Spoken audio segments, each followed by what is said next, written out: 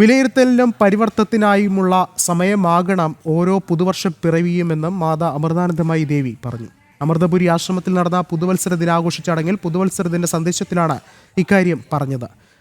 ശിശിരം വരുമ്പോൾ വൃക്ഷങ്ങൾ ഇലകൾ പൊഴിച്ചു കളയും. കാരണം അത് ഭൂതകാലത്തിൽ നിന്നുള്ള ജീർണതകളാണ്. അതുപോലെ ജീവിത പാതയിൽ തന്നെ വിജയപൂർവ്വം മുന്നോട്ട് പോകണമെങ്കിൽ നമ്മളിലെ ജീർണതകളെ നമ്മൾ ഉപേക്ഷിക്കണമെന്ന് മാതാ അമൃതാനന്ദമയി ദേവി പറഞ്ഞു.